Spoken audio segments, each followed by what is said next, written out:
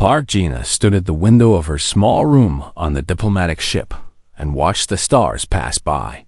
She was 42 years old, with kind eyes and a warm smile that had ended wars back on Earth. Now she was flying toward the Valari Empire, the most powerful civilization in the known galaxy. Carrying nothing but hope and a message of peace, the ship was called the Horizon's Promise. It had no weapons. The United Terran Council had made sure of that. They wanted the Valari to see that humans came as friends, not enemies. Gina agreed with this choice. She believed that trust must be given before it could be received. She thought about her family back on Earth. Her mother had cried when she left. Her younger brother, a soldier, had hugged her tight and whispered, "Come back safe." Gina had promised she would. She intended to keep that promise. The Valari Empire ruled 17 star systems. They had controlled this part of the galaxy for 10,000 years. Their ships were massive. Their weapons could destroy planets. When they first detected human radio signals 50 years ago, they laughed. Humans were primitive, weak, not worth their attention, but humans grew fast. They learned faster. Within 40 years, they had built ships that could travel between stars. The Valari stopped laughing. They began to watch. Emperor Varth, ruler of the Valari, decided to meet these strange creatures from the small blue planet. He sent a message to Earth, inviting them to send a representative. The United Terran Council chose Gina without argument. She was the best they had. The journey took 3 weeks. Gina spent most of that time studying. She learned the Valari language until she could speak it without accent. She memorized their customs, their history, their art. She wanted to show them respect. She wanted them to see that humans valued their culture. When the ship arrived at Nethera Prime, the Valari throne world, Gina was ready. The planet was beautiful. Great cities of white stone stretched toward purple skies. Forests of silver trees covered the mountains. Rivers of crystal-clear water wound through valleys filled with flowers that glowed softly in the twilight. Gina was taken to the Grand Palace, where Emperor Varth waited on his throne of black metal. He was tall, with gray skin and 4 eyes that seemed to look through her rather than at her. Around him stood his council, 12 lords and ladies who ruled the empire alongside him. "You are the human ambassador," Varth said. His voice was deep and cold. Gina bowed low, showing respect. "I am, Your Majesty. I bring greetings from Earth and from all humanity. We come in peace, seeking friendship between our peoples." Varth studied her for a long moment. Then he waved his hand. "You may stay. We will talk." The talks lasted 6 months. At first, the Valari treated Gina like a curiosity, a pet from a primitive world. But slowly, things changed. She won them over with her patience, her wisdom, and her genuine interest in their ways. She attended their festivals and learned their dances. She sat with their scholars and discussed philosophy. She visited their schools and told human stories to Valari children, who listened with wide eyes and asked 1,000 questions. Lord Keth, the youngest member of the High Council, became her friend. He was different from the others, more open, more curious. He told her that not all Valari believed in empire and conquest. Some dreamed of a galaxy united in peace. "Perhaps humans and Valari can build that future together," Gina said. Keth smiled. "Perhaps we can." A treaty was prepared. It would establish trade between Earth and the Valari worlds. It would allow human students to study on Nethera Prime and Valari scholars to visit Earth. It was not everything Gina had hoped for, but it was a beginning. The night before the signing ceremony, Gina could not sleep. She walked through the palace gardens, breathing in the sweet scent of alien flowers. She felt proud of what she had accomplished. She had proven that humans could stand among the stars as equals. She did not see the shadows, Following her, Emperor Varath had been listening to whispers. His advisors, jealous of Gina's success, had filled his mind with fear. Humans breed too fast, they said. They adapt too quickly. They learn too well. Give them peace, and they will grow strong. Give them time, and they will challenge us. Varath was old. He had ruled for 200 years. He had crushed 100 rebellions and conquered a dozen worlds. He knew only one way to deal with threats: eliminate them before they grow. The next morning, Gina was arrested. Soldiers came to her room at dawn and dragged her from her bed. She was taken to the Grand Plaza, the same plaza where the treaty was supposed to be signed. A crowd had gathered. Thousands of Valari watched in silence as Gina was brought before the Emperor. "Part Gina of Earth," Varath announced, his voice echoing across the plaza. "You have been found guilty of espionage against the Valari Empire. The punishment is death." Gina's heart pounded, but she did not beg. She stood straight and looked at the Emperor with steady eyes. "I am no spy," she said clearly. "I came here for peace. I came here because I believed we could be friends. If you kill me, you kill that hope." Varath raised his hand. "Humans have no hope. Know your place." The blade fell. Gina's body was placed in a cargo container and sent back to Earth. With it came a message from the Emperor. Know your place. Humans. Lord Keth watched the ship leave from his window. Tears ran down his gray face. He had tried to stop it. He had begged the council for mercy. They had laughed at him. He did not know what would happen next.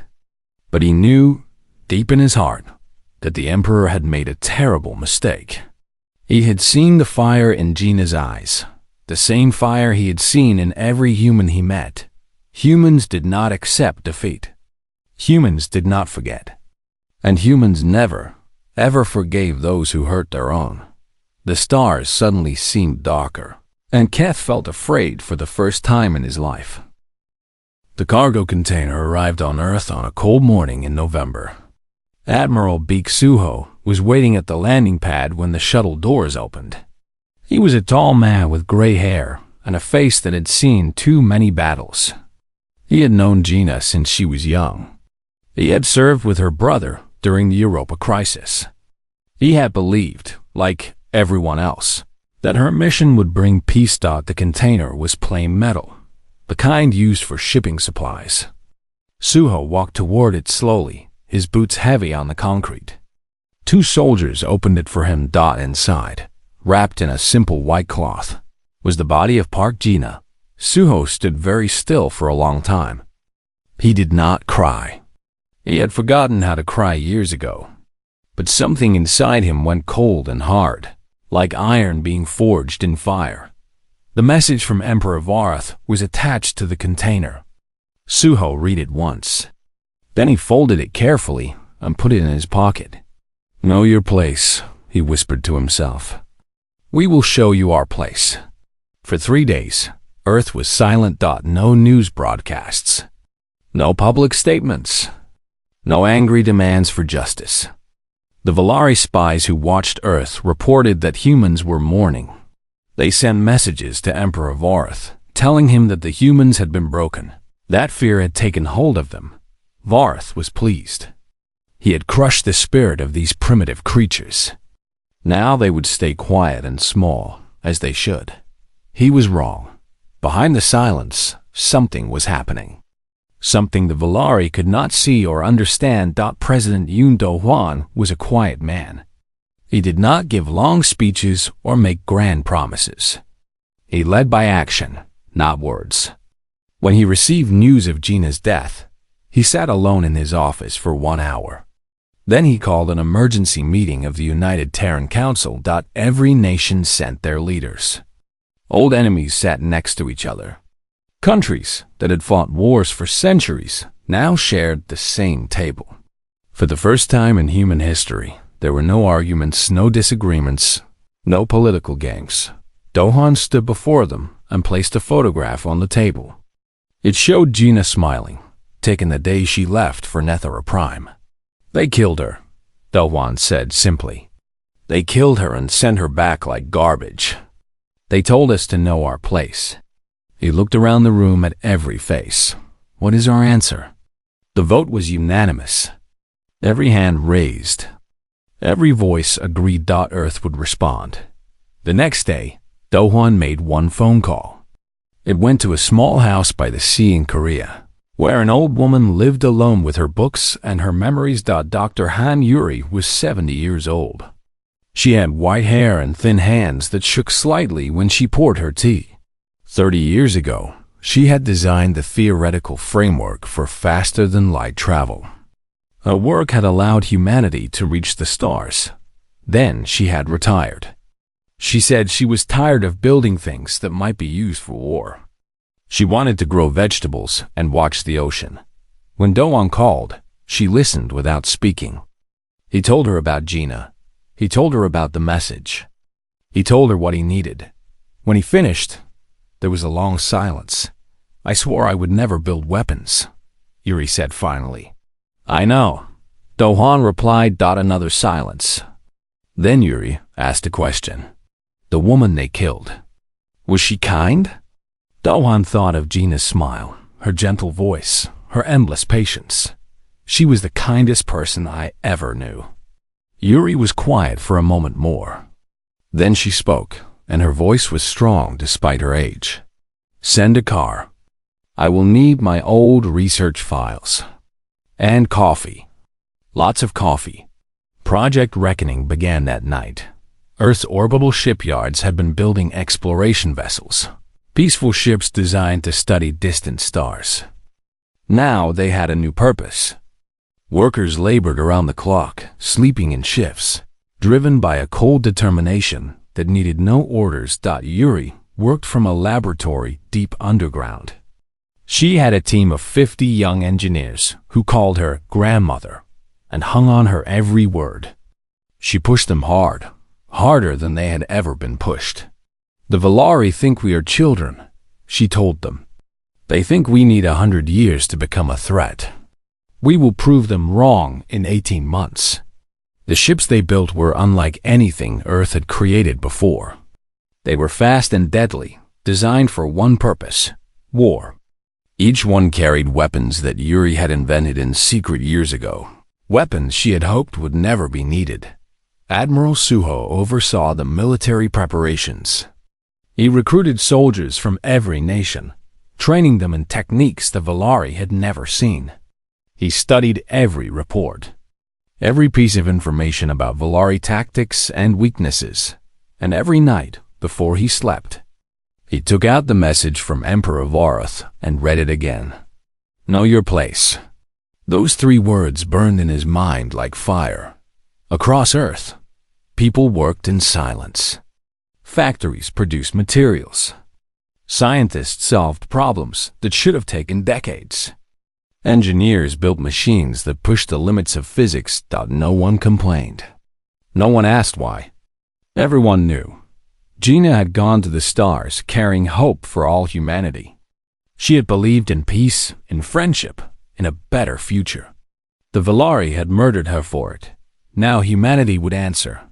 18 months after Gina's death, the first warship rolled out of the orbital shipyard. It was massive, bristling with weapons, painted black as space itself. Admiral Suho stood on the observation deck and watched it float against the backdrop of stars. President Do-hwan stood beside him. "What shall we name it?" Do-hwan asked. Suho thought of a kind woman with a gentle smile who had believed that peace was possible. "Gina's memory," he said. "And God help anyone who stands in its way." Captain Shin Tai-woo stood on the bridge of the Gina's memory and watched the stars stretch and bend around him. In a few moments, his ship would drop out of faster-than-light travel, and the war would begin. He was 35 years old, with a scar on his left cheek from a Valari raid that had killed his younger sister 5 years ago. He had joined the military to protect people. Now he was here to deliver a message that the Valari would never forget. Behind his ship flew 46 others. The entire First Fleet of the United Terran Navy. Each one was crewed by men and women who had volunteered for this mission. Each one carried the same cold fire in their hearts. 30 seconds to arrival, his navigator reported. Her name was Sho Minji, and her hands were steady on the controls despite the tension in the air. Tai Wu nodded. He pressed the button that connected him to every ship in the fleet. All hands, this is the captain. We are about to enter Valari space. Remember why we are here. Remember Park Gina. Remember what they did. But also remember who we are. We are not monsters. We fight with honor. We do not kill those who cannot fight back. We are humans. Let us show them what that means. He closed the channel and took a deep breath. Drop us out. The stars snapped back the points of light. Before them hung Kethis Station, a Valari border outpost the size of a small city.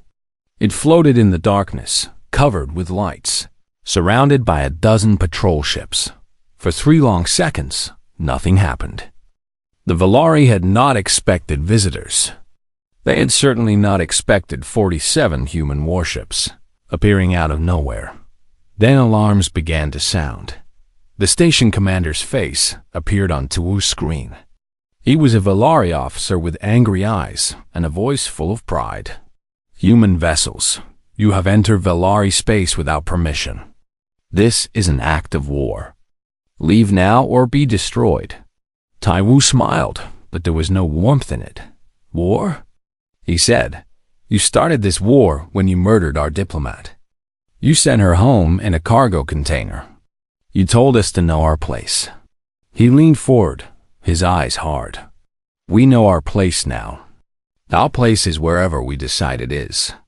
The transmission was broadcast on all frequencies, sent to every Valari ship and station within range. Let them hear it. Let them know that humanity had come. Target their weapons and engines, Tai Wu ordered. Leave their life support alone. We want prisoners, not corpses. The battle lasted 11 minutes.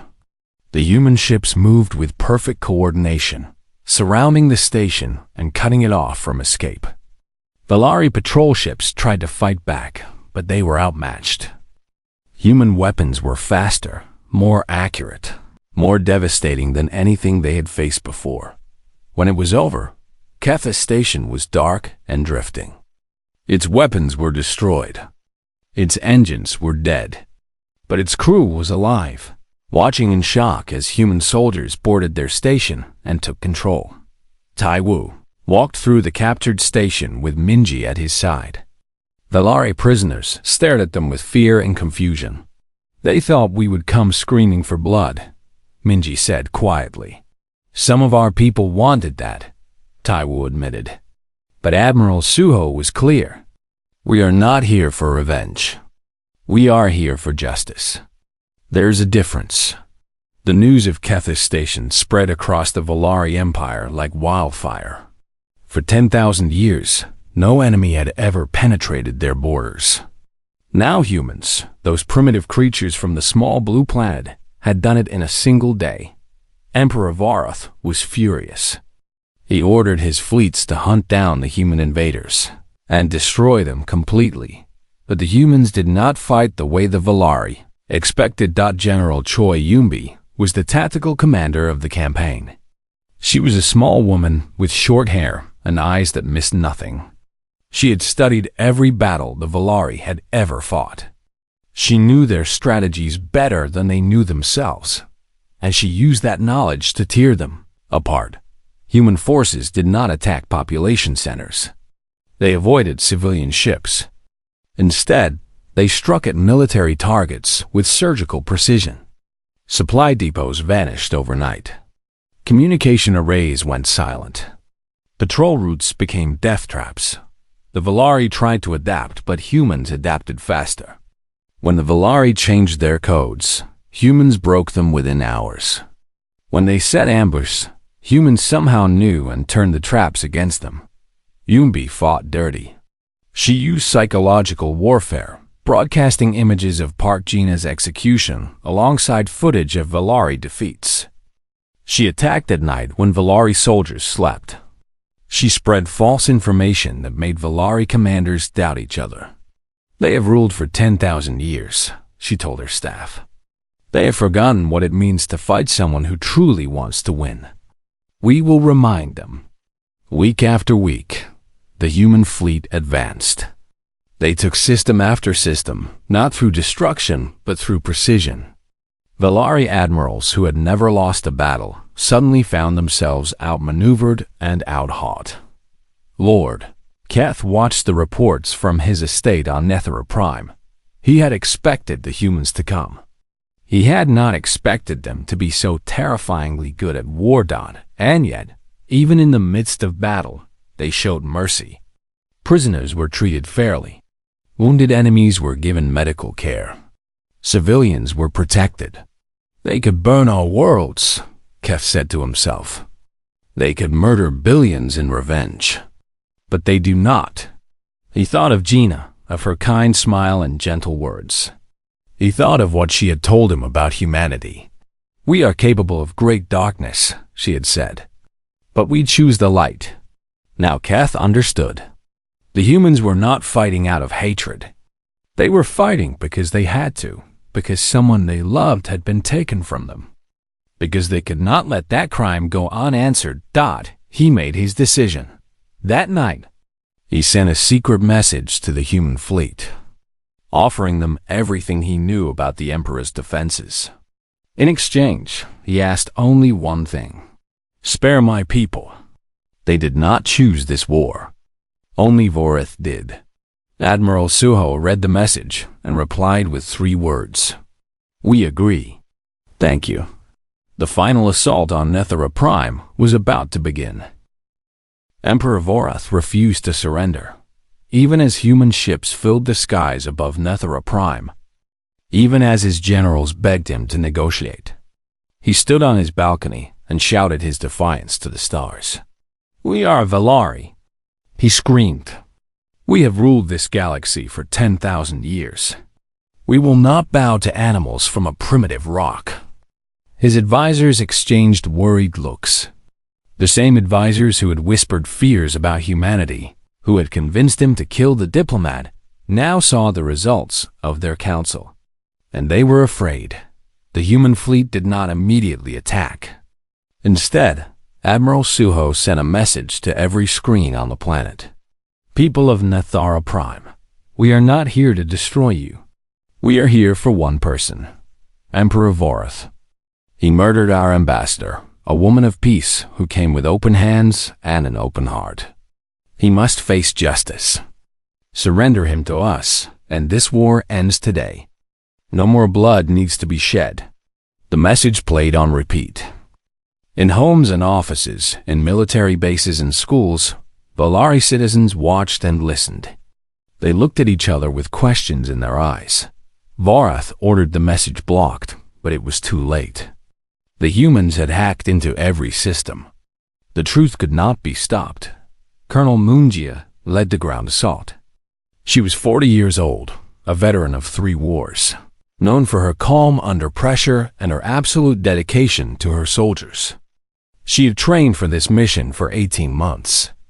She knew every street of the capital city, every weakness in the palace defenses, thanks to Lord Keth's information. We go in quiet, she told her soldiers as they loaded into dropships. No unnecessary casualties. Our target is the Emperor. Everyone else gets a chance to surrender. They launched at midnight, when the purple moon hung low over the horizon. The dropships flew dark, without lights, invisible against the night sky. Valari radar stations had been destroyed in the first wave of attacks. No one saw them coming. Jihee's team landed in a park 2 kilometers from the Grand Palace. They moved through the empty streets like shadows, avoiding patrols, disabling security systems.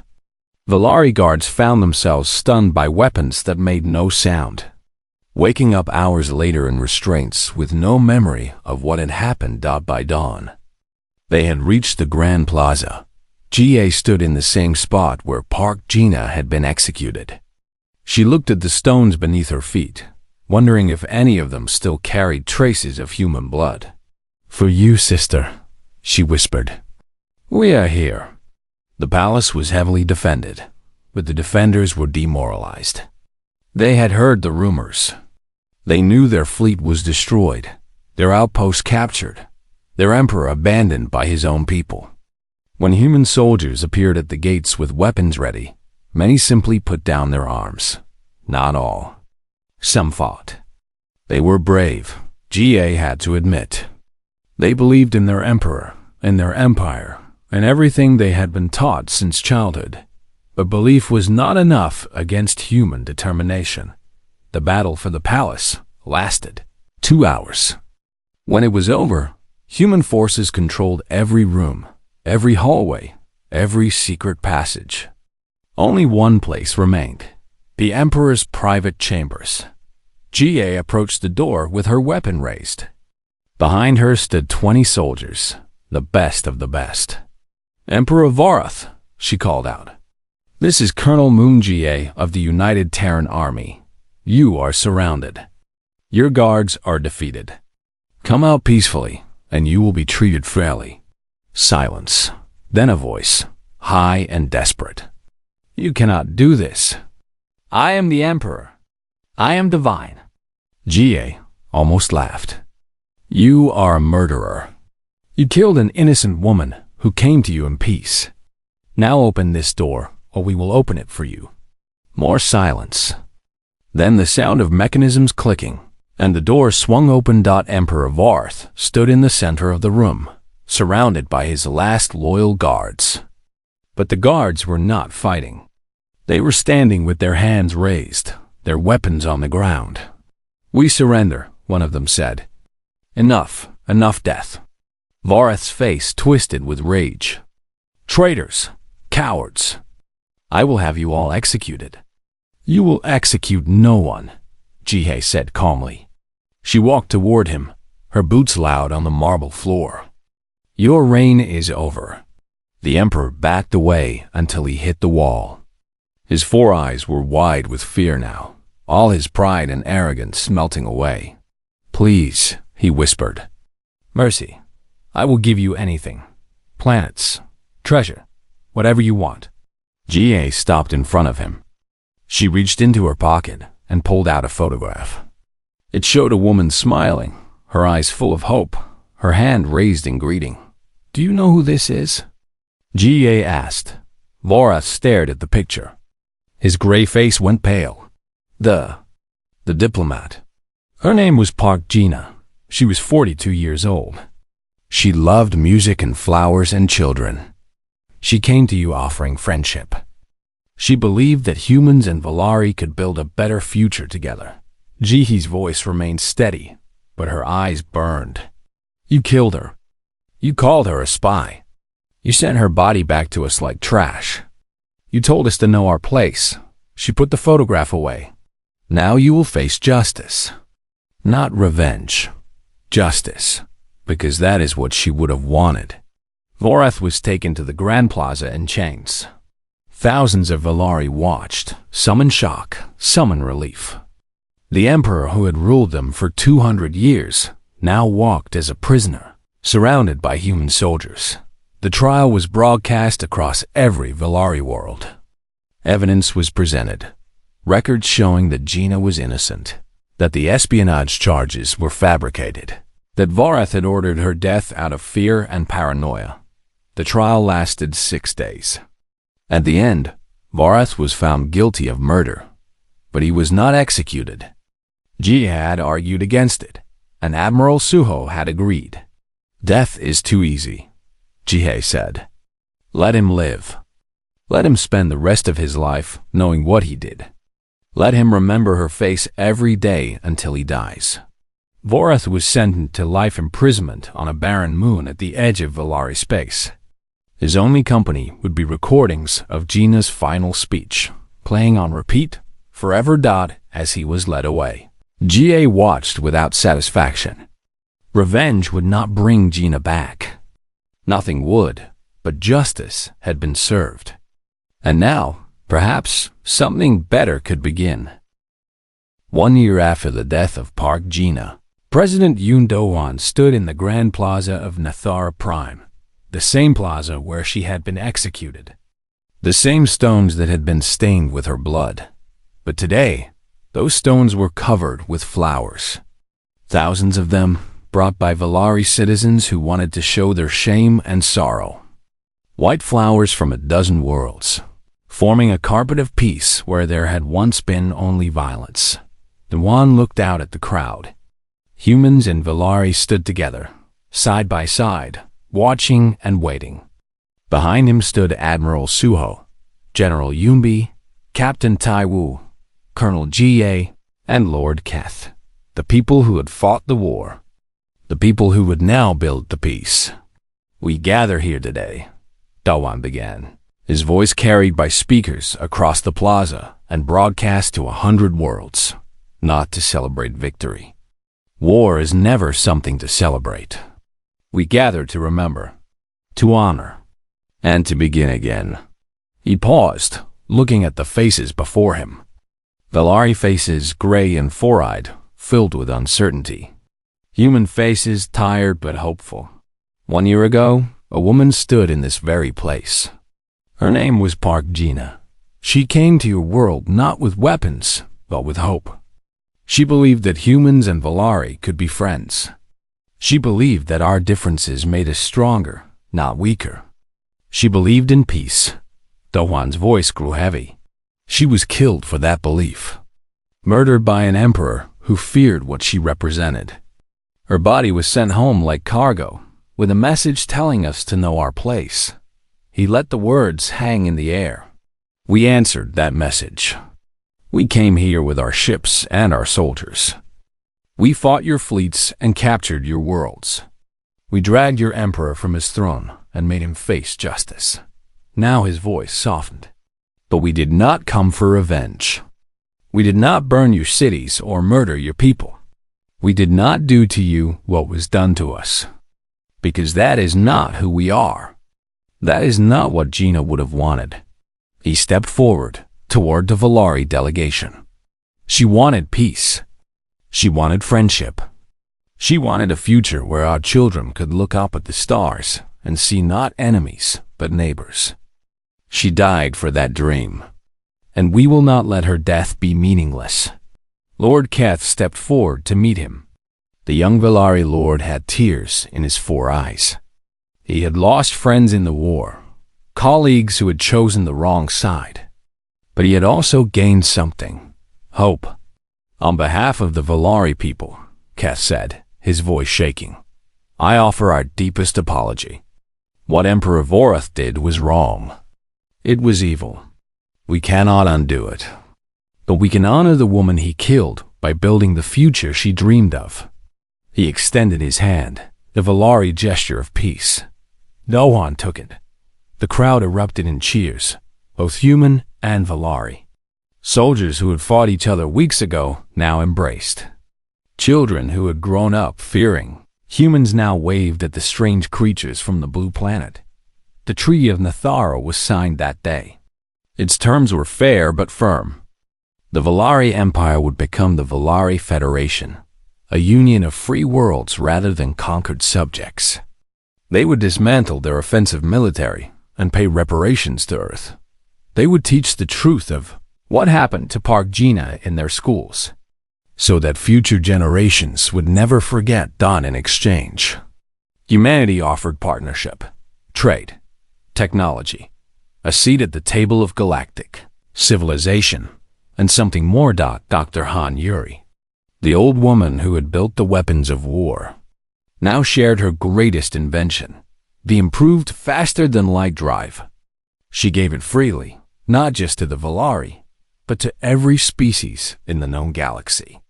I built weapons because I had to, she said at the ceremony. But I always wanted to build bridges. Let this drive carry not warships, but explorers. Let it bring not death, but discovery. Let it be my gift to a galaxy that can finally know peace. The new Galactic Council was established, with humans and Valari as founding members. Other species, watching from the edges of known space, began to reach out. The galaxy that had feared the Valari Empire now looked to Earth with curiosity and respect. Admiral Big-Suho retired after the treaty was signed. He returned to Korea, to a small house by the sea, where he spent his remaining years writing about the war and the woman whose death had started it all. "She was the best of us," he wrote in his memoirs. "She went to the stars carrying our hopes. When they killed her, they thought they were ending a threat. Instead, they woke a sleeping giant. They united a divided world. They turned peaceful explorers into warriors." He paused, looking out at the ocean. "But even in our anger, we remembered her. We fought with honor because she had lived with honor. We showed mercy because she had believed in mercy. In the end, we won not through hatred, but through love. Love for her. Love for each other. Love for what we could become." Captain Shin Tai-woo became the first human ambassador to the reformed Valari worlds. The man who had led the first attack now worked to heal the wounds of war. He thought of his sister often, and of Gina, and he channeled his grief into building something better. Carl Moon Jiwei returned to Earth. She was offered promotions and honors, but she refused them all. Instead, she planted a garden outside the United Terran Council building. At its center, she placed a statue of Park Gina, one hand extended in greeting, the other holding an olive branch. The inscription at the base was simple: "She came in peace. We answered with justice." Let this be our legacy, that we protect those who cannot protect themselves, and we never forget those who gave everything for a better tomorrow. Years passed. The galaxy changed. Human ships traveled to distant stars, meeting new species, building new alliances. The war with the Valari became history, then legend, then a story parents told their children. But the statue remained.